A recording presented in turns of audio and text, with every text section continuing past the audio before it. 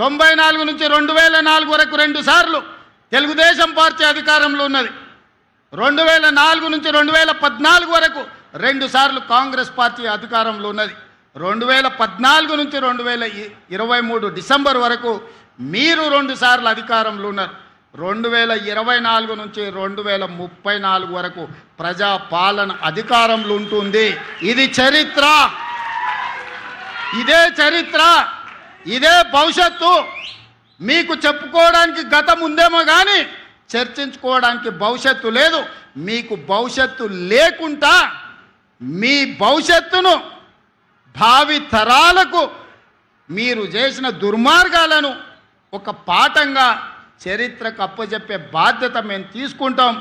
ఈరోజు ఇక్కడికి వచ్చిన అందశ్రీ అభిమానులు, ఇక్కడికి రాలేకపోయిన కోట్లాది మంది అందశ్రీ గద్దరన్న అభిమానులు ఇదే శపథంగా తీసుకొని గల్లీ గల్లీ తిరుగుతారు, గుండె గుండె తడతారు, గూడెల దగ్గరికి గుడిసెల దగ్గరికి వెళ్ళి ప్రజలకు వివరిస్తారు ఎవరి పాలనైంది, ఎవరి పాలైంది తెలంగాణ, ఎవరు ఉంటే ఈ తెలంగాణకు మేలో తప్పకుండా జరుగుతుందని తెలియజేస్తూ శాశ్వతంగా 4 కోట్ల తెలంగాణ ప్రజలను కట్టు బానిసలుగా మార్చి వారు, వారి కుటుంబము, వారి కొడుకులు, వాళ్ళ మనమన్లు ఈ రాజ్యాన్ని ఏలాలని ప్రయత్నం చేస్తున్నప్పుడు ఎప్పుడైనా ఏదైనా నిరాశ నిస్పృహలకు లోనైనప్పుడు అందశ్రీ గారు స్ఫూర్తిగా నిలబడేవాళ్ళు.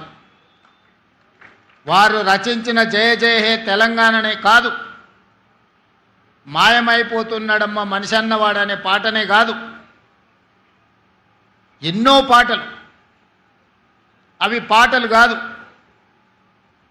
అవి తూటాలై ప్రజా వ్యతిరేక పాలకుల గడీలను కుప్పగూల్చే మర పిరంగులై తెలంగాణ రాష్ట్రంలో పేలిని.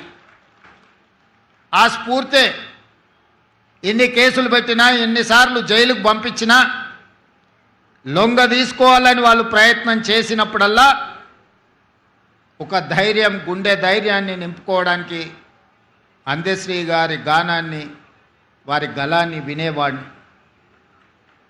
వారి గానంలో ఉన్న గొప్పతనం, వారి గళంలో ఉన్న స్ఫూర్తి ఈనాడు నేను తెలంగాణ రాష్ట్ర ముఖ్యమంత్రిగా బాధ్యతలు నిర్వహిస్తున్నా అంటే ఆ స్ఫూర్తి నాలో రగల్చిన మాట నిజమని నేను ఈ సందర్భంగా చెప్పదలుచుకున్నాను.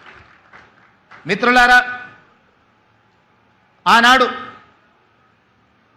తాపీ మేస్త్రిగా ఉన్న అందశ్రీ గారు ఇటుకపై ఇటుక పేర్చి ఇల్లు కడితే ఎలా ఉంటుందో నైపుణ్యం ఉన్న తాపీ మేస్త్రి పదాలపై పదాలను పేర్చి జయ జయ హే తెలంగాణ అనే గానాన్ని తెలంగాణ ప్రజల గుండెల్లో వారు రగల్చిన ఉద్యమ స్ఫూర్తి తండాలలో, గూడాలలో, మార్మూల పల్లెల్లో దళితులు, గిరిజనులు, ఆదివాసులనే కాదు తెలంగాణ గడ్డ మీద పుట్టిన ప్రతి బిడ్డను చైతన్యం చేసి కోట్లాది మందిని తెలంగాణ ఉద్యమ బాట నడిపించిన స్ఫూర్తి ప్రదాత అందశ్రీ అని నేను ఈరోజు చెప్పదలుచుకున్నాను. వారి స్ఫూర్తి ప్రజాప్రతినిధులు, పార్టీలు వైఫల్యం చెందినప్పుడు ఉస్మానియా, కాకతీయ యూనివర్సిటీల లక్షలాది మంది విద్యార్థులను ఉద్యమకారులుగా మార్చి వారి పాటనే ఈరోజు మన గుండెల్లో ఒక చైతన్యాన్ని నింపింది. అలాంటి అందశ్రీ వారు రచించిన జయ జయ హే తెలంగాణ రాష్ట్ర గీతంగా మారి ప్రతినిత్యం మన ఇళ్లల్లో, మన బడుల్లో, మన గుడుల్లో మోగుద్ది అని 4 కోట్ల తెలంగాణ ప్రజలు ఆనాడు భావించారు. కానీ కర్కశకులైన పాలకులు త్వర అహంకారంతో పరిపాలనను అందించే వాళ్ళు అందశ్రీ మాటను, పాటను, గళాన్ని నిర్బంధించాలి, నిర్మూలించాలి అని కుట్రపూరితంగా 10 సంవత్సరాలు ఆ పదాన్నే వినిపించనీయకుండా అందశ్రీ మీద కక్షతోని ప్రజలై పాడుకున్న జయ జయ హే తెలంగాణను కప్పిపుచ్చే ప్రయత్నం చేసిరు. ఒకనాడు ఒక కవి చెప్పిండు, పెన్నుల మీద మన్ను గప్పుతే అవి గన్నులై మొలకెత్తుతాయని. నిర్బంధించాలనుకున్న దొరలు ఆ నిర్బంధం నుంచి తెంచుకున్న సంకళ్ళు ఈనాడు తెలంగాణ రాష్ట్ర గీతంగా ప్రతి బడిలో, ప్రతి గుడిలో, ప్రతి ప్రభుత్వ కార్యాలయంలో ఈరోజు మనం మాట్లాడుకునే పరిస్థితి వచ్చిందంటే తాత్కాలికంగా వాళ్ళు అనుకొని ఉండొచ్చు, సంతోషపడి ఉండొచ్చు, లేకపోతే పైశాచిక ఆనందాన్ని పొంది ఉండొచ్చు. అన్నిటికీ మేమే కారణం, అన్నీ మాకే కావాలి అని కోరుకొని ఉండొచ్చు. కానీ పాటతో పెట్టుకున్నాడు, అందశ్రీ గద్దరన్న లాంటి యుద్ధ నౌకలతో పెట్టుకున్నాడు, కాల గర్భంలో కలిసిపోతాడని ఆనాడే చెప్పినాం. ఆత్మ గౌరవం కలిగిన అందశ్రీ ఏనాడు ఆ గడప దొక్కే ప్రయత్నం చెయ్యలే. ఏదో ఒక రకంగా రప్పించుకోవాలని అందశ్రీ గారి దగ్గరికి దూతలను పంపిస్తే కూడా వాని బతుకు జడా, వాని మొహం చూడనని చెప్పిన గొప్ప, కుటుంబాన్ని నడపడానికి కష్టమైన రోజుల్లో కూడా ఓ పూట తిని తినకపోయినా అర్ధాకలితో కుటుంబాన్ని నడిపించుకున్నాడు తప్ప దొరల గడీల ముందు నేను మొకరిల్లను అని నిటారుగా నిలబడి చెప్పిన బిడ్డ అందశ్రీ అని చెప్పి నేను ఈ సందర్భంగా గుర్తు చేస్తున్నా. నేను వాడింది 4 కోట్ల తెలంగాణ ప్రజల కోసంగా తప్ప ఈ గడీలలో ప్రజల్ని నిర్బంధించాలనుకునే వాళ్ళ కోసం నేను పాట రాయను, పాట పాడను. అలాంటి వాళ్లకు చరిత్ర ఖచ్చితంగా గుణపాఠం చెప్పుతుంది అని చెప్పి అందశ్రీ గారు ఎన్నోసార్లు నాతో మాట్లాడడం జరిగింది. ఆనాడు ఏ విధంగా ఎట్లయినా సరే 600 అయినా అటు సూర్యుడు ఇటు మొలిసినా సరే ఈసారి ఎన్నికల్లో గడీలను బద్దలు కొట్టాలి. ఆ గడీలను బద్దలు కొట్టాలంటే తెలంగాణ సమాజంలో ఉన్న యువకులు పిరంగులై పేలాలి అని ఆలోచనతోని నేను అందశ్రీ గారిని కలవాలనుకున్నా. అందరు రాజకీయ నాయకుల్లాగానే మాట్లాడితే మాట తర్వాత మర్చిపోతారన్న అనుమానంతో అందశ్రీ గారు నన్ను బహిరంగంగా కలవడానికి కూడా ఒకసారి ఇష్టపడలే. నేను చెప్పిన ఒకసారి కలవడం వల్ల మీ అనుమానాలైనా తొలగిపోవచ్చు, నా అవగాహన అయినా పెరగవచ్చు. కలవడం ద్వారా తెలంగాణ సమాజానికి మేలే జరుగుతుంది తప్ప ఎవరికి అన్యాయం జరగదని నమ్మకం, విశ్వాసం, భరోసా అందశ్రీ గారికి కల్పిస్తే ఒక మిత్రుడి ఇంటిలో అందశ్రీ గారు కలిసిండ్రు. 10 నిమిషాలు ఉంటా, అంతకు మించి నేను ఉండను అని ఆనాడు అందశ్రీ గారు అన్నారు. 5 నిమిషాలకు అయినా మనం కలుద్దాం. ఈనాడు మనందరం ఏకలు కావాల్సిన అవసరం ఉన్నది.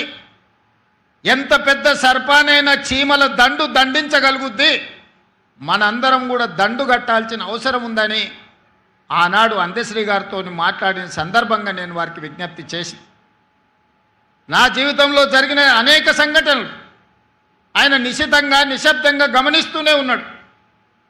ఆ రోజు వారు నాతో అన్నాడు. తర్వాత నా కుటుంబాన్ని కలవనికి వచ్చినప్పుడు నా కుటుంబ సభ్యులతో తన ఆవేదనను వెలిబుచ్చిండు. బిడ్డ, నేను చూస్తూనే ఉన్నా నిశ్శబ్దంగా, రాడా ఎవడన్నా ఈ దుర్మార్గుణ్ణి నేల కూల్చడానికి అని ఆ రోజు నేను అనుకున్నా. ఈరోజు నా రేవంతుడు నాకు ఆ నమ్మకం కలిగించిన, అందుకే నీ ఇంటి గడప తొక్కినా అని నా ఇంటికి వచ్చినప్పుడు నా కుటుంబ సభ్యులతోని అందశ్రీ అన్న మాటలు, ఆ మాటతో అందశ్రీ కవి, గాయకుడు, తెలంగాణ ఉద్యమకారుడు, నాకు ఆత్మ బంధువుగా మారిండు. నా కుటుంబంలో పెద్దన్నగా నేను అందశ్రీ గారిని ఆమోదించిన. మేము 7 మంది అన్నదమ్ముళ్ళం, నేను 4వ వాడిని. మా పెద్దన్ననే నాకు స్ఫూర్తి. ఈరోజు ఈ స్థాయికి రావాలని, ఒక స్థాయిలో ఉండాలని ఎన్నో కలలు మా అన్న నాడు అన్నాడు. నేను ఎదుగుతున్న క్రమంలో మా అన్నను కోల్పోయినా. ఆ తర్వాత నాకు కనిపించిన పెద్దన్న అందశ్రీ అని చెప్పి నేను ఈ సందర్భంగా చెప్పదలుచుకున్నా. అలాంటి అందశ్రీని, తెలంగాణ ప్రజలకు స్ఫూర్తినిచ్చిన అందశ్రీని ఆనాటి ప్రభుత్వం ఎంత నిర్లక్ష్యం చేసిందో మనం చూసినాం. గద్దరన్న గురించి నేను చెప్పాల్సిన అవసరమే లేదు.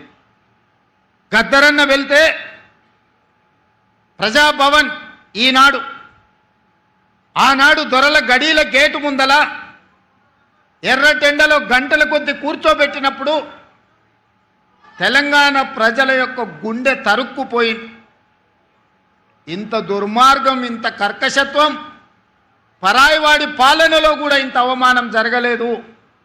గద్దరన్నను ఎర్రటెండకు కూర్చోబెట్టిన వాడిని శాశ్వతంగా ఫామ్ హౌస్లో బంధించాలని ఆనాడే ప్రజలు నిర్ణయించారు. ఏ రోజైతే అందశ్రీ గలాన్ని నిర్బంధించాలనుకున్నాడో, ఏ రోజైతే గద్దరన్నను అవమానించిండో ఆనాడే తెలంగాణ 4 కోట్ల ప్రజలు నిర్ణయించుకున్నారు. ఇక సమయం ఆసన్నమైంది, గడీలను బద్దలు కొట్టాల్సిందే అని నిర్ణయించుకొని లక్షలాది మంది రోడ్ల మీదకి వచ్చి ఈనాడు ఆ దొరల గడీలను బద్దలు కొట్టి ప్రజాపాలనను తీసుకొచ్చి ఇక్కడ కూర్చోబెట్టారు. ఆ ప్రజాపాలనని డిసెంబర్ 7, 2023 నాడు బాధ్యత తీసుకుంటే జూన్ 2, 2024 నాడు రాష్ట్ర అవతరణ దినోత్సవం రోజు తెలంగాణ జాతికి జయ జయ హే గలాన్ని అంకితం చేసినప్పుడు అందశ్రీ గారి భావోద్వేగం పరేడ్ గ్రౌండ్లో వారి కళ్ళల్లోనే చూడాలి. నేను చెబితే మాటలు సరిపో. వారి భావోద్వేగం నిజంగా ఆనాడు అందశ్రీ గారి భావోద్వేగం ఇంకో తరాన్ని, ఇంకో రాష్ట్రాన్ని సాధించేటంత స్ఫూర్తినిచ్చే గొప్ప భావోద్వేగం. అందుకే మిత్రులారా, ఈనాడు ఈ ప్రభుత్వం ఒక అందశ్రీని, ఒక గద్దరన్నను